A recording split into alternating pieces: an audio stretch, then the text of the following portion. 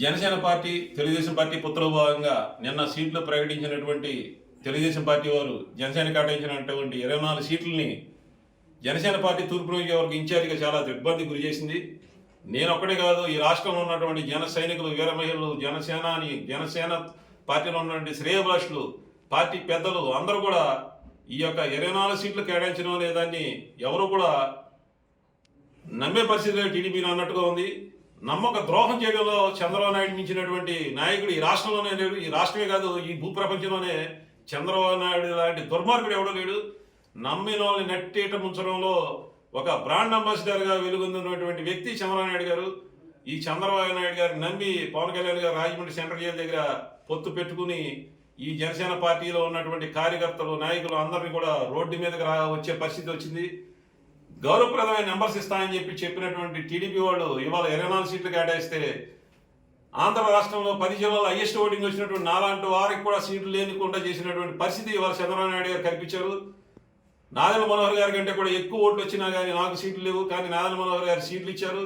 దీన్ని బట్టి ఆలోచించుకోవచ్చు, ఇది చంద్రబాబు నాయుడు గారు టీడీపీలో కుతంత్రాల భాగంగా జనసేనాన్ని అణగదొక్కేసే విధంగా ఉన్న సీట్లు ఎలగేషన్ లాగానే ఉంది తప్పితే, సీట్లు సెలక్షన్ లాగానే ఉంది తప్పితే, ఏ రోజు కూడా ఇది పొత్తులో భాగంగా సమానమైన ప్రాతిపదికన పొత్తు ధర్మం పాటించే విధంగా సీట్లు ప్రకటించినట్టుగా లేదు.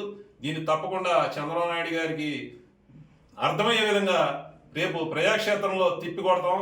చంద్రబాబు నాయుడు గారు నమ్మక ద్రోహి అంటాకి ఎటువంటి అతిశయోక్తి లేదు. ఎందుకంటే గతంలో కూడా ప్రజారాజ్యాన్ని జెండా పీకేద్దాం అని చెప్పి ఈనాడులో టైటిల్ బ్యానర్ తోటి వేసే విధంగా చేసినటువంటి వ్యక్తి చంద్రబాబు నాయుడు గారు. ప్రజారాజ్యాన్ని పార్టీ మూసేసే వరకు కూడా నిద్రపోయినటువంటి వ్యక్తి చంద్రబాబు నాయుడు గారు.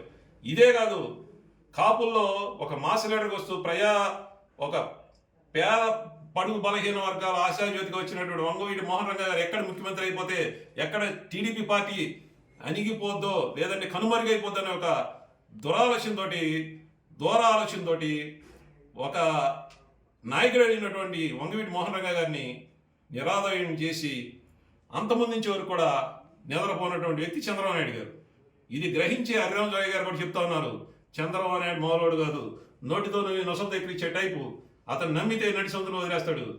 ఒక నమ్మక ద్రోహానికి బ్రాండ్ అంబాసిడర్ చంద్రబాబు నాయుడు గారు. ఈ చంద్రబాబు నాయుడు గారిని నమ్మే పరిస్థితి లేదు.